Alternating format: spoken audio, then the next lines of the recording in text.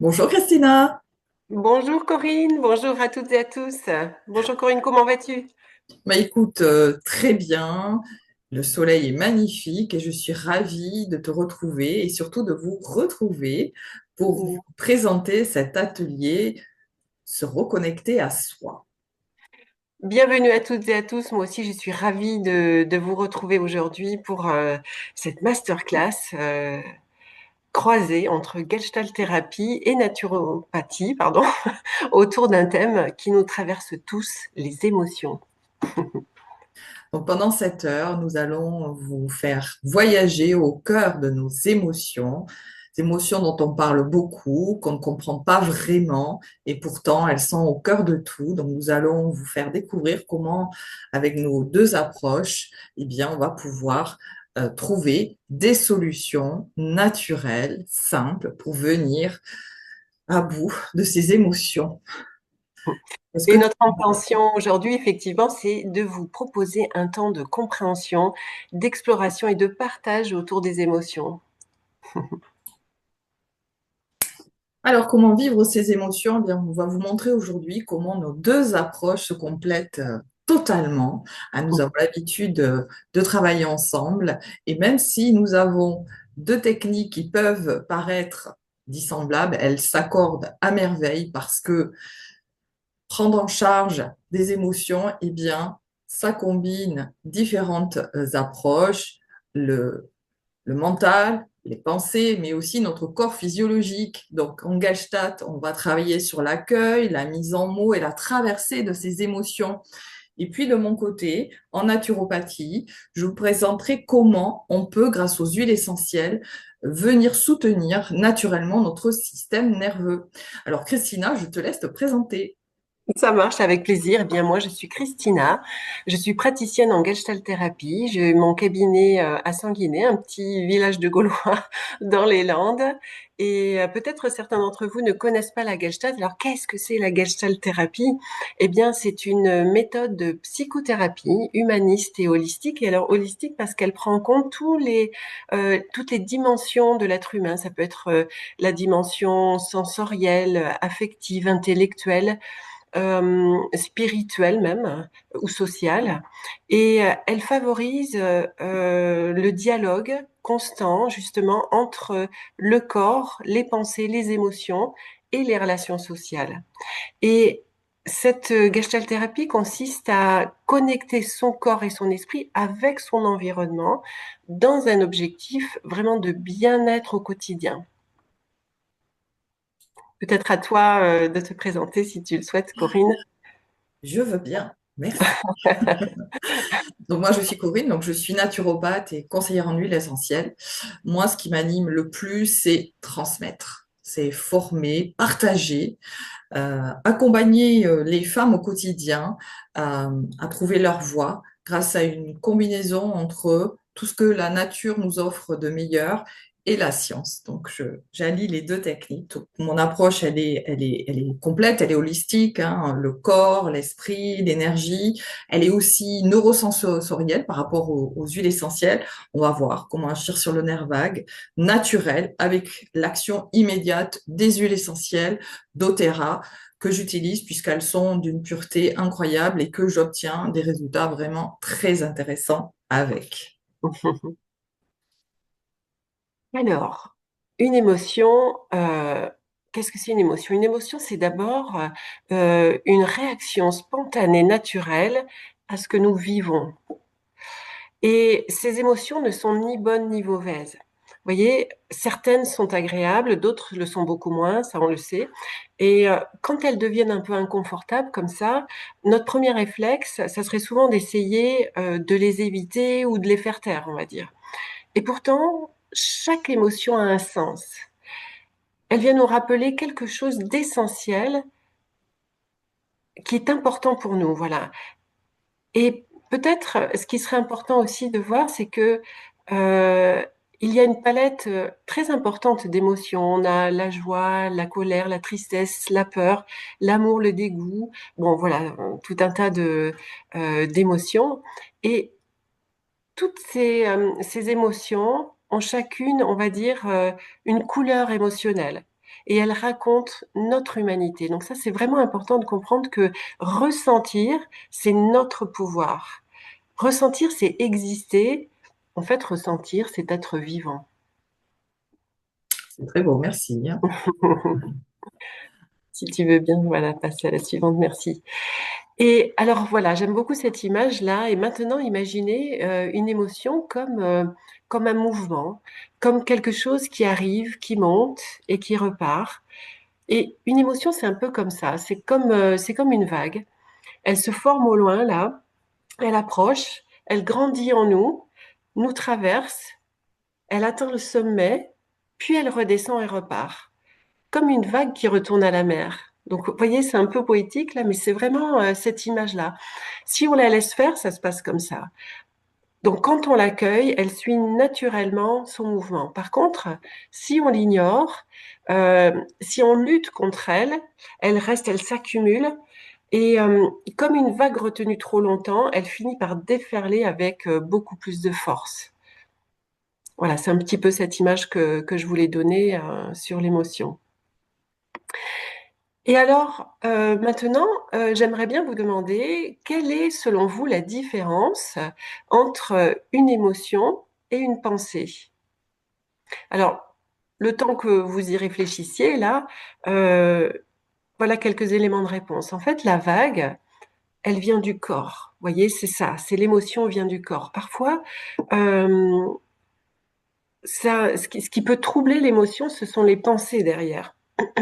Alors, comment est-ce qu'on peut distinguer l'émotion de la pensée? Essayez de nous dire un petit peu dans le chat là. Euh, alors, une pensée, en fait, c'est une construction du mental. Voilà, c'est ce qu'il faut savoir. C'est une phrase, c'est une histoire, une interprétation. Alors qu'une émotion, elle, c'est une expérience du corps. C'est une sensation, un mouvement intérieur, comme un signal vivant. La pensée, elle raconte. L'émotion, elle se vit. La pensée analyse, alors que l'émotion ressent. On pourrait dire que la pensée construit une histoire, alors que l'émotion, c'est le corps qui parle. La pensée, en fait, parle de la vie et l'émotion, c'est la vie. C'est la vie en direct. Et alors, les émotions, la vérité du corps, c'est exactement ça. C'est-à-dire que justement, euh, comment est-ce que le corps nous parle? Comment il nous envoie des signaux émotionnels? Une émotion, c'est le corps qui parle, on l'a dit, euh, et une émotion ne passe pas par la tête. Elle passe par le souffle, le cœur, la peau. En fait, c'est comme un frisson, une chaleur, une tension. Et le corps dit, attention, il y a quelque chose là qui se passe. Et chaque émotion éclaire un besoin. Alors le besoin d'être rassuré, par exemple, d'être entendu, euh, d'être en lien, ou alors d'être libre. Et parfois, c'est un simple souffle, c'est à peine entendu comme ça. Et parfois, c'est une vraie tempête. On sait, hein, on a des émotions qui peuvent être très, très fortes. Mais il y a une chose qui est sûre, c'est que le corps, lui, ne ment jamais. Il dit la vérité du moment, là où l'esprit, parfois, lui invente une histoire. Alors, ensuite, les émotions sont là pour vous guider. Effectivement, j'aimerais bien souligner ça, c'est que quand une émotion n'est pas régulée, elle peut nous entraîner dans des gestes, des paroles que l'on va regretter ensuite. Mais c'est un peu comme si on pilotait un avion là en pleine tempête sans visibilité. Vous voyez, c'est un peu ça, pas réguler ses émotions, ça peut amener à un certain mal-être, à un chaos derrière, on va dire. Et dans ces moments-là, on peut blesser quelqu'un ou même se blesser soi-même. Ça, je pense qu'on l'a tous peut-être déjà vécu dans sa vie. Et par contre, si on regarde de plus près, aucune émotion n'est là pour nous nuire. Chacune joue un rôle très précis. Donc, elle vient nous informer d'un besoin qui n'est pas comblé. C'est comme une sonnette d'alarme, là. Alors, par exemple, la colère, elle nous parle de respect. Donc, c'est comme si elle nous invitait à voir là qu'il y avait une limite qui était dépassée, pardon. Et justement à poser une limite. La tristesse, ça va nous parler plutôt de réconfort. elle rappelle qu'on a besoin de douceur et de soutien. Et la peur, elle va nous parler de sécurité. Ça nous invite à chercher un repère, par exemple, à être accompagné, rassuré. Donc derrière chaque émotion, il y a un besoin. Ça, c'est vraiment important de le souligner. Et ces émotions, donc, ce sont nos alliés précieuses, fidèles. Ce sont des messagères qui nous montrent le chemin pour mieux communiquer, mieux nous respecter et mieux prendre soin de nous. Merci beaucoup, Christina. Voilà, ce que tu viens de nous partager, c'est vraiment la puissance du ressenti en Gestalt. Nous avons compris qu'une émotion qui n'est pas traversée, en tout cas qui n'a pas été exprimée comme il le faut, elle ne disparaît pas. Elle se fiche dans notre corps et puis on peut ressentir des sensations, peut-être même des tensions dans le corps, voire parfois des douleurs, et ce, des années plus tard. Hein, ça peut s'exprimer pendant de nombreuses années. Et j'aime bien cette citation, ce que nous n'exprimons pas par les mots MOTS, notre corps l'exprime par des mots MAUX. Ça, je le vois vraiment très fréquemment dans mon cabinet. Et chaque émotion, eh bien, va laisser son empreinte. Et puis, quand on ne vient pas les travailler, eh bien, c'est notre corps qui parle à notre place. Souvent, j'aime bien cette phrase-là, mal a dit. Genre, oh là là, je suis malade. Mais ça ne s'attrape pas comme ça, sauf les virus au coin de la rue. Maladie, c'est notre corps qui nous envoie des messages. Et lorsque nous sommes souvent en colère, eh bien, on peut avoir des sensations de tension dans la tête, voilà, la nuque, des maux de tête, des tensions au niveau des côtes. D'ailleurs, j'aimerais bien pour tous ceux qui suivent aujourd'hui cette masterclass que vous preniez un petit carnet et que vous notiez où est-ce que vous avez des tensions dans le corps et de réfléchir. Est-ce que éventuellement, c'est vrai, j'ai souvent la nuque raide. Est-ce que je suis souvent en colère? La colère, c'est le foie aussi. Et puis, quant à la tristesse, eh bien, elle s'exprime au niveau de nos poumons. Vous savez, quand on pleure, on n'arrive plus du tout à bouger sa cage thoracique. Et je vois très souvent, parce que je fais travailler, moi, des exercices d'amplitude respiratoire, nombreuses personnes n'arrivent plus du tout à bouger leur côte. La tristesse, les poumons, la respiration courte, ça peut être aussi des tensions dans le haut du dos. La peur, elle s'exprime dans le bas du dos, au niveau des hanches. C'est aussi une fatigue qui est très, très profonde. En médecine traditionnelle chinoise, on parle de vide de rein. Donc l'énergie, plus d'énergie. Et parfois, pour certaines femmes, on peut s'interroger quand il y a des infections urinaires à répétition, puisque la vessie, c'est en lien avec les reins, la peur. Et la culpabilité, parlons-en. Hein. Ce poids que l'on peut ressentir au niveau de l'estomac, lorsque l'on rumine ses pensées, on n'arrive pas à les digérer. Quant au stress, il nous serre la gorge. Il nous donne aussi des sensations de tension au niveau des trapèzes. On peut aussi le ressentir lorsque nous sommes allongés la nuit, que l'on ne dort pas et que l'on sent son cœur battre fort dans la poitrine, on a l'impression que ça va éclater. Ça peut être lié au stress, bien évidemment. Hein, en cas de sensation très forte, on va aller voir un médecin, bien évidemment. Je tiens à préciser ça. Donc, notre mission aujourd'hui, c'est vraiment de par l'expression de vos émotions, de vos sensations corporelles, d'aller étudier ce que l'on pourrait faire et d'aller voir des professionnels de santé pour vous aider à utiliser ces outils naturels pour lâcher toutes ces sensations qui sont figées.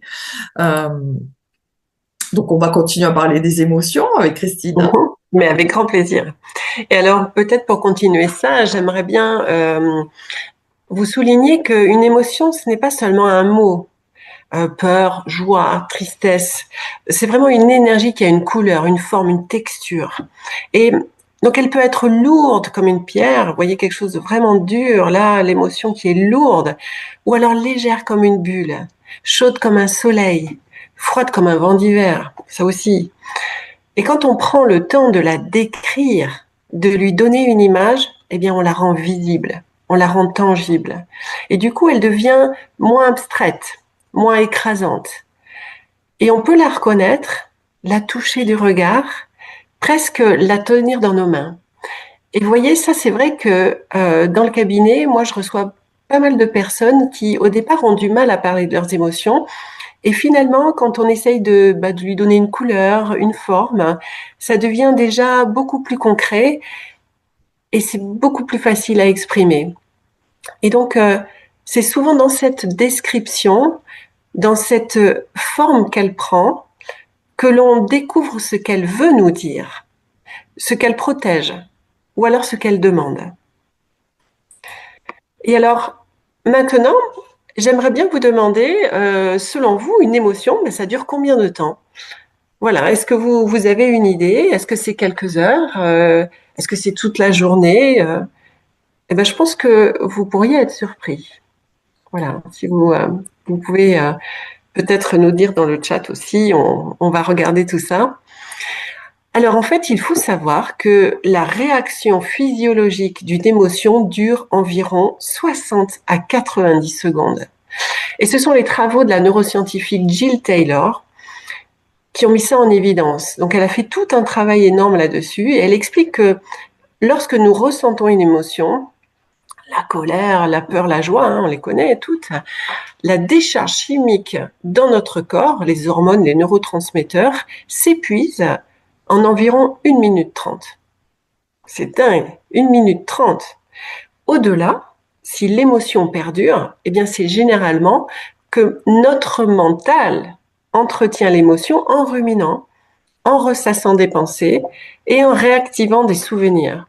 Donc, dans le corps, 60 à 90 secondes, et ensuite, l'esprit, le mental prolonge par l'interprétation le récit, les croyances. Alors, savoir ça, en fait, c'est vraiment super intéressant parce que ça nous aide à accueillir l'émotion sans la laisser nous envahir. Donc la bonne nouvelle là-dedans, c'est que nous avons toujours le choix de relâcher nos pensées et de revenir au présent. On peut pas faire grand-chose contre l'émotion, elle est naturelle. Et il faut la laisser passer, la laisser nous traverser. Ça, c'est vraiment très important. Par contre, ensuite, quand ça continue là et que ça perdure, attention, ça c'est le mental, ce sont les pensées. Donc là, j'ai le pouvoir. Donc en résumé, comprendre la durée d'une émotion, eh bien, c'est une étape essentielle pour apprendre à réguler nos réponses émotionnelles. Voilà, ça c'est vraiment une clé superbe. Donc nous avons toujours le choix de relâcher nos pensées et de revenir au présent.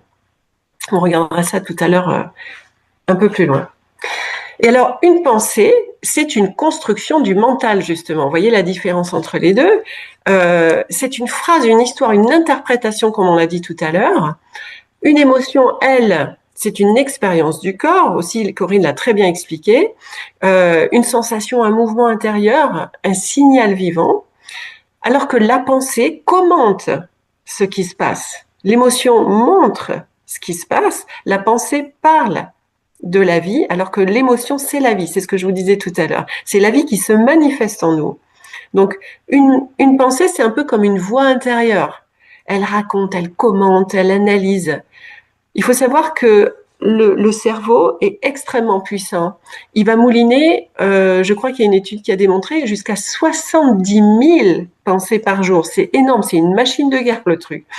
Donc voilà, c'est vraiment de comprendre que, eh bien, on peut reprendre le pouvoir sur la pensée. Et pour ça, tout à l'heure, on va faire un petit exercice qui va nous aider à revenir à l'instant présent, à se focaliser sur d'autres choses que dans nos pensées et nos ruminations. Parce qu'effectivement, il faut quelquefois pouvoir relâcher la pensée et laisser de l'espace à quelque chose de plus apaisé.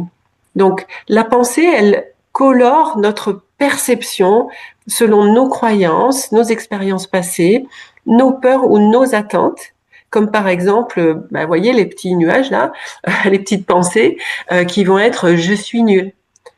Ça signifie pas que c'est vrai, d'accord? Ça, ce n'est pas la réalité. C'est vraiment très important. Vos pensées ne sont pas la réalité. Voilà, c'est une interprétation de la réalité.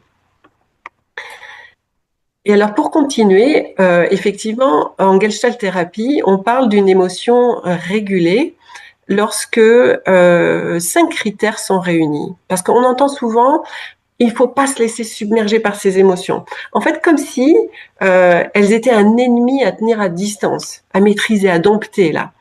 Alors qu'en réalité, le vrai défi, c'est pas de contrôler, mais c'est de les rencontrer, de les laisser nous traverser comme on l'a vu tout à l'heure, les ressentir, les comprendre, pour ne pas exploser ou imploser. Et donc, une émotion régulée, donc ces 5 critères, là, on va en parler un tout petit peu, on pourrait rentrer dans le détail. D'abord, l'intensité. Est-ce que l'émotion est adaptée à la situation? Ensuite, la durée. Est-ce qu'elle est passagère, comme une vague, ou est-ce que c'est une déferlante envahissante? La justesse, c'est est-ce vraiment l'émotion qui appartient à la situation?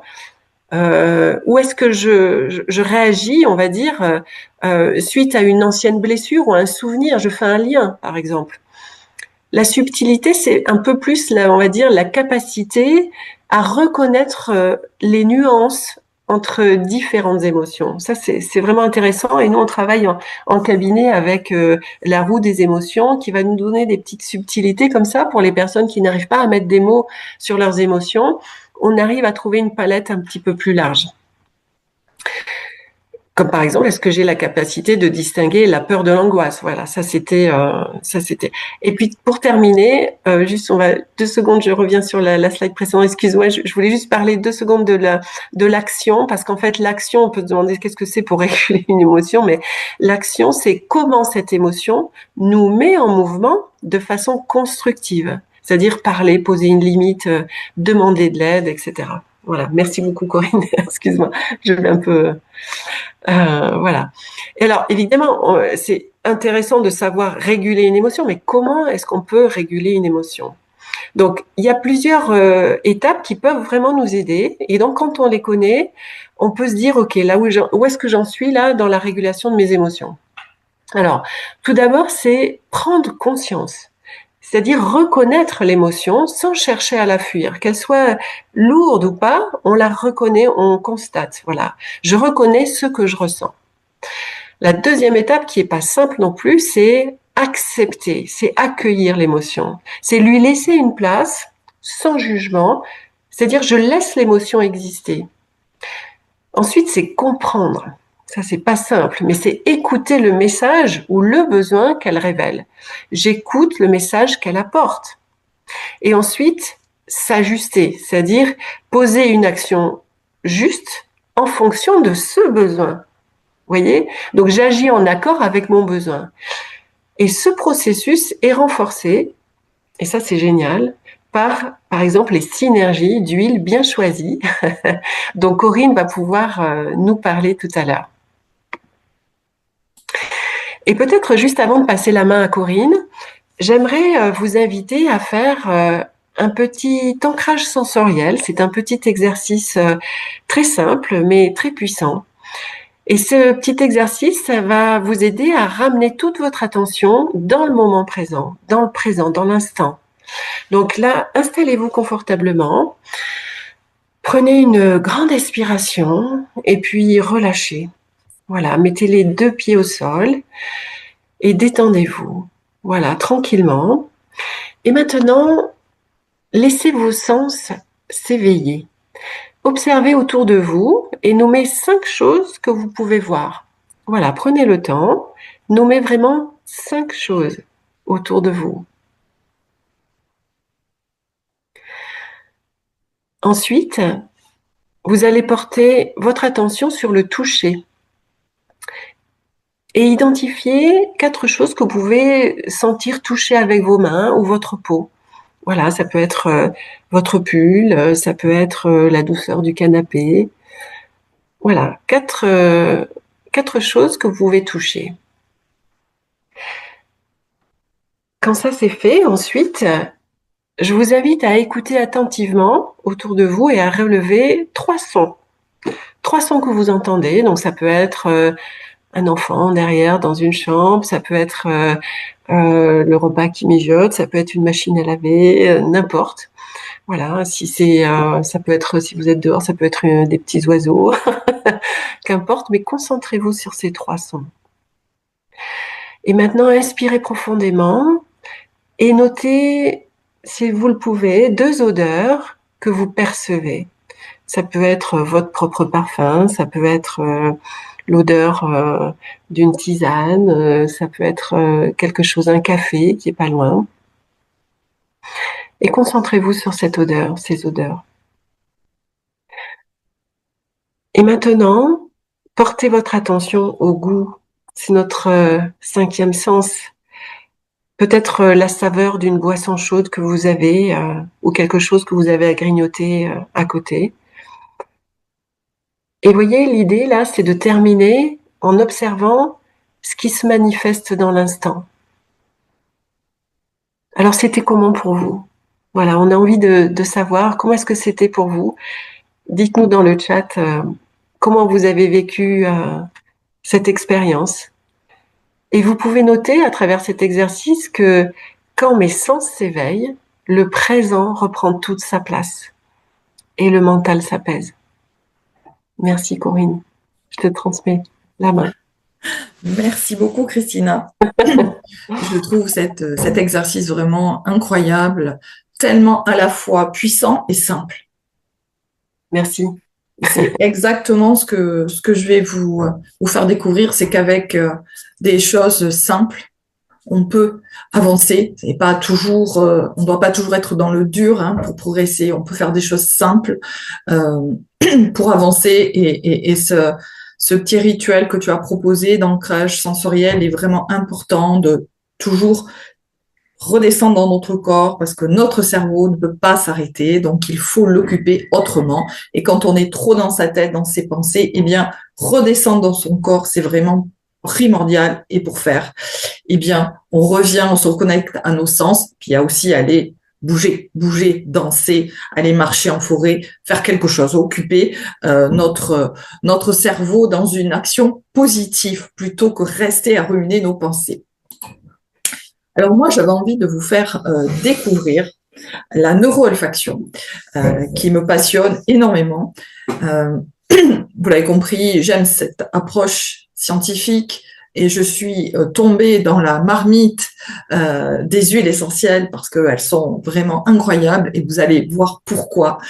Et l'idée d'associer la connaissance du mécanisme humain et particulièrement les neurosciences avec les huiles essentielles, vous allez voir, ça fait complètement sens parce que c'est une technique simple pour pouvoir progresser. Alors, je suppose que vous avez tous et toutes eu l'impression que certaines émotions, la peur par exemple, la culpabilité, sont comme des mauvaises herbes qui repoussent sans cesse. On a beau essayer de les repousser, d'appliquer la fameuse méthode Coué, non, non, non, je suis formidable, ou je n'ai pas peur. En réalité, ça ne marche pas. J'ai expérimenté beaucoup de situations personnelles et rencontré des cas de figure en cabinet qui m'ont fait réfléchir en me disant pourquoi ça ne fonctionne pas, les méthodes que l'on nous donne. C'est parce que notre corps est complexe et qu'on ne peut pas dissocier à la fois le fonctionnement de notre mental et le fonctionnement de notre corps, et qu'il va falloir agir en fait sur les deux axes pour avoir un soin parfait. Et vous allez comprendre que, excusez-moi, que les huiles essentielles sont extrêmement intéressantes pour nous aider à détourner un petit peu notre mental. Voilà. Donc, cette phrase, pareil, pourquoi la volonté ne suffit-elle pas toujours pour retrouver le calme? Très souvent, quand nous sommes en crise, mal-être ou colère, une émotion particulière, souvent l'entourage nous dit calme-toi, raisonne-toi. Et ça n'est pas toujours possible, hein, ni faisable. On le voit surtout avec les enfants. Il faut que l'émotion nous traverse jusqu'au bout. C'est après qu'on va travailler là-dessus. Alors, moi, ce que j'avais envie de vous faire découvrir, c'est que notre cerveau, en fait, réagit avec deux systèmes d'alerte. Et le premier, c'est un système réflexe. Voilà. Lorsque nous sommes confrontés à une situation qui génère en nous du stress, il y a d'abord une première voie de réaction qui est extrêmement rapide. On va dire que le corps, presque avant notre mental, va recevoir l'information parce que c'est primordial pour notre survie en réalité. Si vous vous rendez compte que il y a le feu dans la maison, vous n'allez pas réfléchir à vous dire tiens, est-ce que je vais plutôt sortir par la porte de droite, de gauche, est-ce que je vais prendre ça ou ça? Non, vous courez immédiatement. Il y a plein de situations comme celle-là où les gens nous racontent en situation de stress, je ne sais pas ce qui s'est passé, ma force s'est décuplée, j'ai agi sans réfléchir et euh, je suis sortie des flammes, j'ai sauvé un enfant, etc. Ça, c'est un mécanisme qui agit. Et nous, on va se servir de ce mécanisme-là avec les huiles essentielles parce que c'est une action qui est extrêmement rapide. Donc, le deuxième système de réaction de notre corps, c'est de passer par le mental et l'analyse. C'est d'ailleurs une des grande force de l'être humain aussi, même si ce mental nous joue beaucoup de pièges, mais c'est lui qui nous permet d'analyser et de raisonner. Donc nous, on va ici plutôt d'agir sur la vitesse plutôt que sur la volonté. C'est là que nos huiles essentielles, en fait, interviennent. Et on va utiliser tout d'abord la voie royale qui est celle de l'olfaction. 20 secondes. C'est quoi ce chiffre? Le signal olfactif, en réalité, est un des plus rapides du corps. Il est même souvent perçu avant que le mental n'analyse ce qui se passe. Ça, c'est vraiment très, très intéressant. Alors, pourquoi ça fonctionne comme ça avec les huiles essentielles? Eh bien, c'est dû à leur nature. Les huiles essentielles sont composées de molécules extrêmement petites et très légères, ce qui leur permet de voyager extrêmement rapidement. En réalité, si je viens présenter un flacon d'huile essentielle face à mes narines, il faut à peine quelques millisecondes, vous vous rendez compte, pour que elles viennent connecter à notre bulbe olfactif qui est juste ici. Quelques millisecondes. Autre info, c'est que l'odorat est le seul sens de notre corps qui ne passe pas par le thalamus, qui est notre filtre mental. Donc, ça ne passe pas par l'analyse du mental. Le bulbe olfactif, lui, est directement connecté à notre cerveau émotionnel qu'on appelle le système limbique, qui est le siège donc des émotions. Donc, je respire quelques millisecondes pour connecter à mon bulbe olfactif. Le limbique envoie un signal de bien-être à mon système nerveux. Ça prend 20 secondes. Donc, vous le voyez, les huiles essentielles, alors bien sûr, je précise, quand elles sont de grande qualité et d'une pureté totale, vont faire ce travail très, très rapidement. C'est quand même incroyable. Et puis, le dernier élément qui est fabuleux, c'est que l'odorat, c'est la mémoire, les mémoires les plus efficaces de notre corps. Vous connaissez tous la Madeleine de Proust, cette mémoire olfactive qui nous fait voyager dans le temps. Lorsque je sens certaines huiles essentielles, je vais voyager instantanément. Quand j'utilise des synergies boisées, je pense à une que j'aime utiliser particulièrement, qui s'appelle Shirin-yoku, c'est le bain de forêt en japonais. Je me transporte instantanément dans une forêt. Et là, je vais repenser à des choses positives. Donc, c'est un travail qui va être extrêmement intéressant. Mais ce qui est encore plus intéressant avec les huiles essentielles, c'est qu'on va venir agir sur un autre système, sur le nerf vague. C'est quoi le nerf vague? Le nerf vague, c'est vraiment dans notre corps l'autoroute de l'information à la fois physique et émotionnelle. Le nerf vague fait partie de 10 nerfs crâniens et c'est le plus long nerf de notre corps. Il va notamment relier des systèmes comme la vue, le cœur, les poumons et le système digestif. Est-ce que vous voyez où je veux en venir? Ces histoires de tension dont on a parlé tout à l'heure. Si je suis stressée, j'ai la gorge nouée. Si je suis triste, je n'arrive plus à respirer, etc. Quand on est très stressé, la plupart du temps, on a des soucis digestifs. hein. Le lien ventre-cerveau n'est plus à démontrer. Donc, si j'arrive à amener un message d'apaisement à mon nerf vague, je vais améliorer énormément ma santé générale.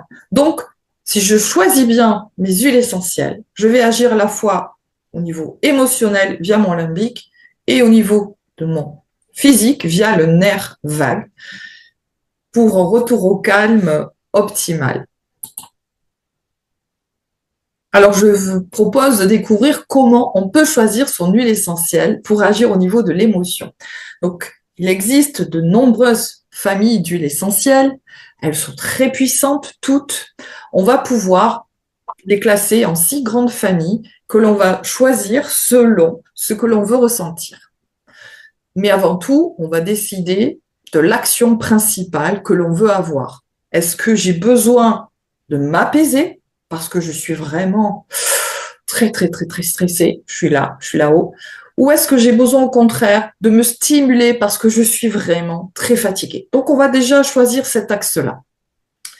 Si on prend la famille des agrumes, on va être plutôt dans la stimulation. C'est comme la famille des menthes. On va avoir la famille des épices, la famille des herbes, des arbres, des fleurs. Chaque famille va apporter ses bienfaits.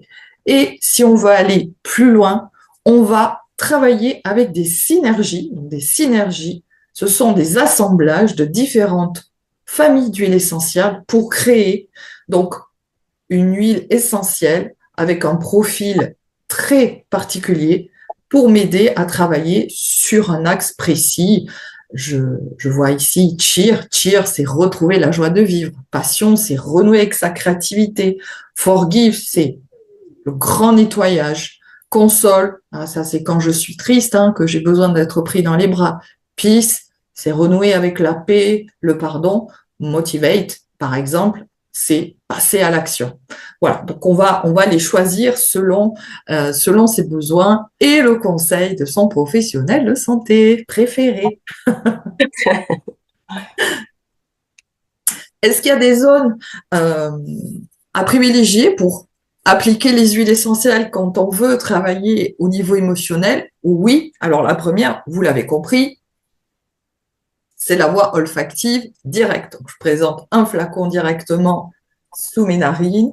Je peux, même pour concentrer, boucher une narine, prendre une inspire, bloquer le temps que ça chemine, j'expire et je fais la même chose de l'autre côté. Ça, c'est très efficace. On peut aussi venir travailler en application sur les poignets, mais toujours en dilution. On ne va jamais appliquer une huile essentielle pure sur la peau. Donc, j'aime bien cette zone au niveau des poignets parce que je vais faire un double travail. La peau ici est très fine, il y a beaucoup de vaisseaux sanguins, donc passage direct. Il faut à peu près 2 minutes pour que l'huile essentielle pénètre dans le sang et 20 minutes pour qu'elle fasse le tour complet des cellules de mon corps. C'est très rapide en réalité. Et lorsque j'ai appliqué mon huile, je vais frotter mes poignets et je vais les présenter face à mes narines. Donc, je vais travailler aussi l'olfaction. Ça donne envie, hein? Oui, c'est vraiment formidable. Moi, j'avoue, c'est extrêmement passionnant. Et puis en plus, tu l'as vu, on peut vraiment adapter l'huile essentielle ou la synergie selon son besoin et son humeur du jour et aussi son niveau d'énergie du jour. Ouais. On va pouvoir aussi venir appliquer sur la nuque. Quand j'ai des tensions au niveau de la nuque qui sont liées à mes émotions, je peux venir aussi appliquer sur mon plexus solaire. Alors, c'est où? C'est au-dessus du nombril, entre le nombril et les côtes. Je peux aussi venir les appliquer sous les voûtes plantaires. Moi, ça, c'est une méthode que j'adore. Il y a des milliers de récepteurs du système nerveux, donc avec une grande action. Pourquoi les pieds? Eh bien, parce que les pieds, c'est connecté au sol, c'est l'ancrage. Donc, quand j'ai vraiment besoin de travailler cet ancrage parce que je suis perdue dans mes pensées, dans ma tête, et que j'ai besoin de revenir à la base, je vais travailler sur les pieds. Ça va être extrêmement intéressant.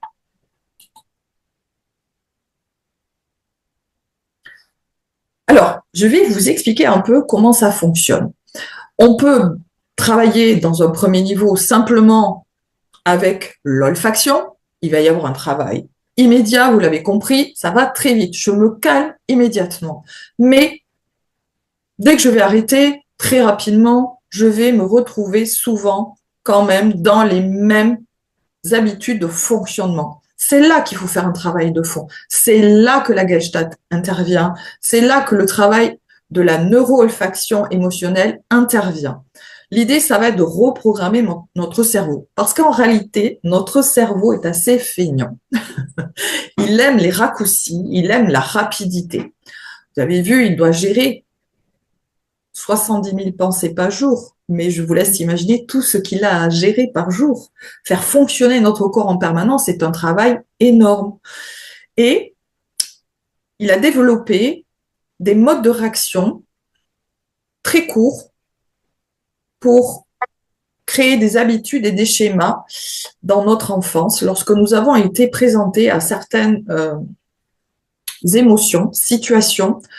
Notre cerveau a mis en place une réaction et créé ce qu'on appelle une voie neuronale. C'est une association en fait de neurones, de synapses pour créer un chemin.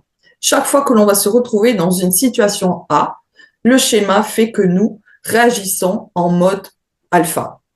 Et vous aurez beau dire non, non, non, non. Par exemple, accident de voiture, je me trouvais en carrefour et une voiture ne m'a pas vue, m'a percuté par la gauche. Chaque fois que j'arrive en carrefour, je vais avoir peur. J'aurais beau me dire non, non, non, non, non, non. Alors je vais prendre mon huile sur le coup, hein. Ça va me calmer, mais j'aurais quand même eu ce début d'émotion. Donc l'idée, c'est de travailler pour ne plus avoir cette réaction. C'est ça l'idée. Alors, comment on va travailler pour arriver à ça? C'est, pour moi, trois piliers.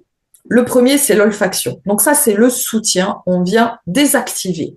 Je prends mon huile, je viens la respirer et moi, j'aime bien y ajouter une technique corporelle qui est l'EFT, Emotional Freedom Technique, c'est de l'acupression. On va venir travailler sur les méridiens du corps qui sont en lien avec des émotions et des systèmes corporels. Notamment, j'aime bien utiliser le point karaté qui se trouve ici parce qu'il vient envoyer un message au niveau de notre subconscient. Donc, je sens l'huile et puis je vais venir tapoter sur mon corps, avoir plusieurs endroits, voilà, sur mon corps qui vont me permettre de pouvoir désamorcer aussi au niveau physique, parce que vous l'avez compris, Christina l'a expliqué, les émotions, c'est aussi au niveau physique, tout ne se passe pas que dans notre tête. Première étape. La deuxième, ça va être de reprogrammer. C'est programmer et donner surtout une direction très claire à notre cerveau. Notre cerveau a besoin de savoir où nous voulons aller. Une information trop vague, par exemple, ah, j'aimerais être riche. Notre cerveau ne sait pas ce que c'est. J'aimerais être riche. Il va falloir lui présenter un plan d'action très détaillé, une carte routière. Je vous donne un exemple. Si je veux aller à Dijon, on dirait aujourd'hui, si on n'a pas de carte routière, on a un GPS. Imaginez, vous n'avez ni carte routière, ni GPS. Vous n'êtes jamais allé à Dijon. Qu'est-ce que vous allez faire? Vous allez peut-être monter dans votre voiture et, par habitude, aller vers le lieu où vous travaillez. Parce que ça, vous le faites tous les jours, ou vers l'école des enfants. Est-ce que ça ne vous est pas déjà arrivé parfois d'aller à un endroit par habitude et vous dire oh, mais en fait, je n'ai pas pris la bonne route. Donc ça, c'est l'habitude. Mais une fois arrivé à l'école, en fait, sans carte routière, je peut-être, j'habite pas très loin de Bordeaux, je vais aller à Bordeaux. Je me dis que vaguement, Dijon, c'est au nord de Bordeaux. Mais après, je ne saurais absolument pas comment y aller. Donc, si vous voulez vous transformer profondément et durablement, il va falloir proposer à votre cerveau un plan d'action. Et ensuite, il va falloir ancrer ça parce qu'une habitude n'arrive pas en un jour de pratique. Ça n'est pas possible. Christina vous le dira. C'est un travail qui met du temps. Oui. Alors, on va utiliser l'huile essentielle, on va utiliser, j'aime bien associer des exercices respiratoires qui vont profondément nous calmer. On va associer de l'acupression, notre carte mentale, et ça, on va le faire pendant au moins 21 jours. C'est un minimum pour ancrer. j'avais envie de vous apporter une petite précision sur ces 21 jours. Vous en avez peut-être entendu parler. 21 jours pour ancrer une nouvelle habitude. En réalité, ça peut prendre un petit peu plus de temps. Ça, quelque chose qui avait été démontré par un scientifique dans les années 60. Les études récentes, là, sur cette dernière année, ont montré qu'en réalité, la moyenne, c'est entre 3 et 4 mois. C'est 66 jours en moyenne. Ça varie selon la problématique, la personne, le contexte de vie, plein de situations qui font que ça va être différent. En tout cas, partir sur 21 jours, c'est déjà une très très bonne base pour ancrer. On va répéter jour après jour. Un exemple, est-ce que on apprend à marcher en 2 jours? Non, c'est un entraînement de jours et de jours, de semaines et de mois avant que les enfants arrivent à le faire. Apprendre à faire de vélo, c'est pareil. Puis un jour, on sait faire et là, du coup, on n'oublie plus. C'est la même idée. C'est d'ancrer ces nouvelles habitudes pour ne plus être submergé par ces situations désagréables. Et là-dedans, en plus, moi, j'aime guider à travailler avec 2 familles d'huile essentielle pour aller sur 2 phases de transformation. Parce qu'il y a d'abord la phase de libération et ensuite la phase d'ancrage. Mon corps va comprendre mieux les étapes. Je lui propose un chemin.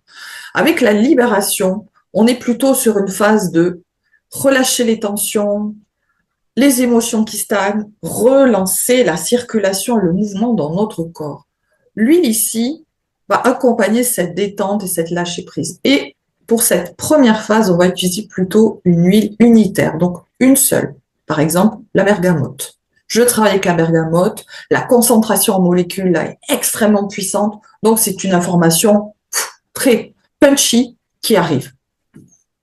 Je vais ensuite travailler à l'ancrage, installer et renforcer cet état positif et agréable, puisque la première phase, c'était d'arriver à installer un état positif. Ce que l'on veut, c'est que ça dure. Là, je vais plutôt travailler une synergie, donc un assemblage de différentes huiles essentielles qui vont m'apporter des informations plus fines, mais beaucoup plus variées. Je vais venir, selon mon besoin, soutenir le calme, la sérénité ou la joie. Cheer, dont je vous ai parlé tout à l'heure, joie de vivre, motivate, passer à l'action, ou passion, renouer avec ma créativité intérieure. Donc tout ça s'accompagne en séance, comme pour Christina, pour trouver, vous guider dans ce qu'il sera meilleure voie pour vous. Alors, je pense que, et nous avons tous, Christina, un petit peu de ce chat en nous. Complètement, j'adore. Surtout dans cette période proche des fêtes. Complètement. Voilà. Beaucoup de gens sont un petit peu râleurs, anxieux, bloqués par leurs émotions. Voilà. Ça, c'est quand vous arrivez en cabinet la première fois, le chat. C'est ça. L'objectif, ensuite, c'est de retrouver le calme, cette légèreté, cette sérénité. Alors, l'idée, c'est pas d'arrêter d'avoir des émotions, hein. Ça, j'espère que vous l'avez compris. Mais c'est de les réguler. Je les vois, elles arrivent, je les accueille, je les laisse partir. C'est ça. Exactement. Comme la vague. Oui, c'est exactement ça. La vie, c'est riche, c'est plein de couleurs, c'est plein d'émotions. Une vie, c'est vraiment j'aime beaucoup cette image de la vague dont Christina nous a parlé parce que la vie, c'est pas la ligne plate. Ça, c'est la Non, mort, hein. c'est le mouvement. Voilà, c'est le mouvement. Alors, on va éviter d'être dans des mouvements de ce genre-là pour être sur des régulations, voilà, le quotidien, la régularité. Superbe. Voilà. Donc, dans nos cabinets, nous vous proposons de vous accompagner. Donc, avec Christina, vous accueille dans son cabinet très cocooning pour des séances individuelles, d'accompagnement en Gestalt, pour explorer et traverser vos émotions en sécurité. Ça, c'est extrêmement important. Exactement. Il faut aller voir des professionnels qui sont formés pour accueillir les émotions. Mhm. Je parle souvent de la boîte de Pandore, je ne sais pas si ça Mhm. parle à tout le monde, où, vous savez, ce tapis là où on met un petit peu là tout ce qu'on ne veut pas voir et on entasse. Le jour où on soulève ce tapis, tout ressurgit. Tout ce qu'on avait mis de côté, qu'on ne voulait plus voir, réapparaît d'un coup. Si vous n'êtes pas avec un professionnel qui va savoir vous aider, comment gérer ça? Ça peut être Exactement. très Mm, violent. mm, mm. Avec moi, alors bien sûr, il y a la naturopathie, mais côté émotionnel, je vous propose de découvrir mon protocole de libération émotionnelle pour apprendre à relâcher ce qui bloque, installer un nouvel espace intérieur de calme et de sérénité. Ça fonctionne Très bien. 100% avec la Gestalt thérapie. Ça, c'est très, très important.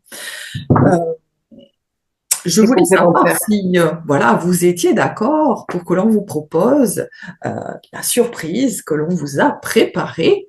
Mais oui, Tout le on monde est me là? dit Oui, oui, quoi? oui. On a l'accord, on est le chat joyeux. Oui, oui, oui. On a envie de devenir ce chat joyeux et de ne plus être le chat ronchon. Oui, Complètement. Il n'y a que des et je oui. sais, j'étais fan de cette chanteuse, vous vous rappelez? Oui, on voit bien. Eh bien, Alors, génial. Oui, tout à fait. On aimerait beaucoup vous présenter une offre très sympa. C'est vraiment un cadeau que vous pouvez vous faire à vous ou quelqu'un de votre entourage, avec Corinne ou moi, une séance de découverte en cabinet. Pour ma part, je fais également de la visio. Voilà, vous pouvez avec le code promo, je crois que c'est Noël 25, c'est ça, eh bien nous contacter sur nos portables, nos coordonnées. Vous les avez, je crois, ici oui à l'écran. Et vous pouvez nous contacter, prendre un rendez-vous, avoir un accès aussi sur nos agendas en ligne. On a des sites internet aussi bien l'une que l'autre. Et vous pouvez prendre ce moment pour vous, pour découvrir la naturopathie et tout ce protocole extraordinaire dont parle Corinne, qui est extrêmement puissant.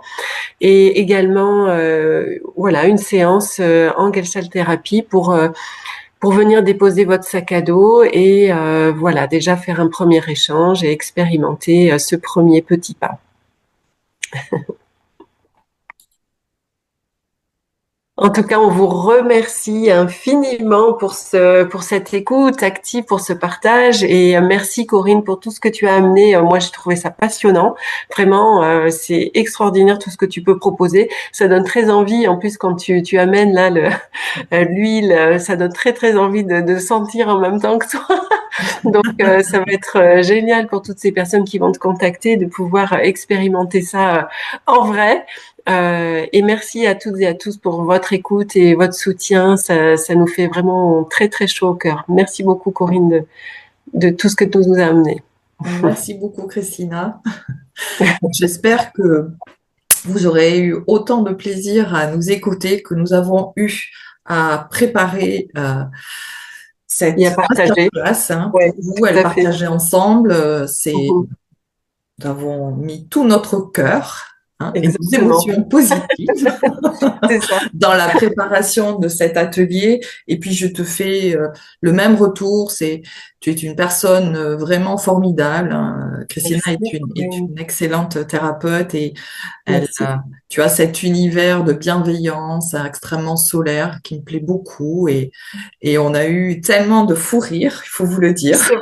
en C'est vrai. préparant aussi cette, cette masterclass parce que nous avons cette façon de voir les choses aussi dans la joie, Oui, dans la exactement. joie et la bienveillance et c'est Oui. extrêmement important de Mhm. travailler dans la progressivité, le plaisir, c'est Oui. primordial. Voilà. Exactement. Oui, un grand plaisir, un partage très très sympa avec effectivement beaucoup de fou rire.